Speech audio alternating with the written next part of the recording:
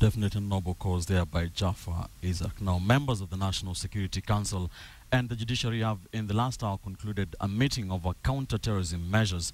The meeting, the first of its kind, was held just 2 days before the judiciary and security officials converged for a conference to seek the perfect formula for fighting terror.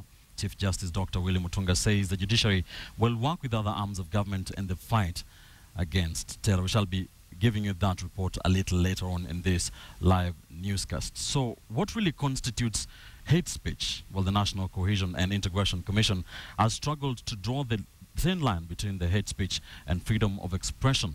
And today, the Commission grilled yet another individual over allegations related to hate speech. KTN's Ian Wafula reports.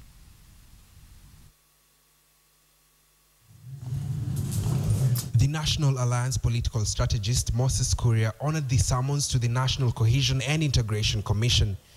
This follows a complaint filed by the Law Society of Kenya over a post on his Facebook page. A post that attracted mixed reactions, with some claiming that it amounts to incitement.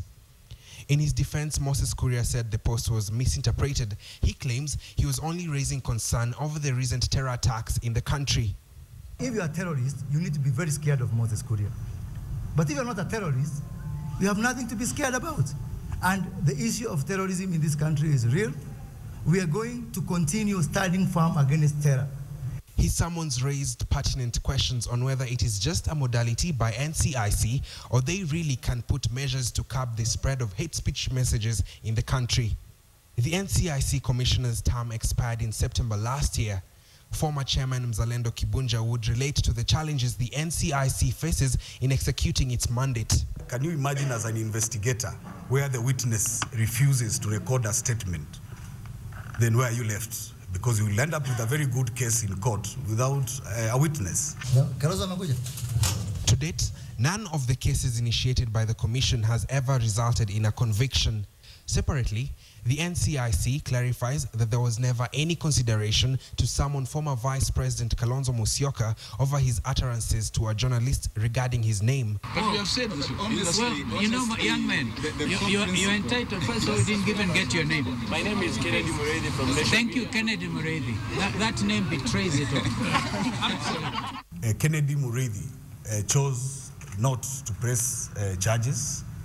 Apparently, the information we have when we contacted him is that he had made contact with the VP and the VP had apologized to him. Part of the NCIC's mandate is to promote national reconciliation, cohesion, and integration. The Commission is also tasked with the responsibility to eliminate all forms of discrimination based on ethnic, racial, religious, and social origin in Kenya.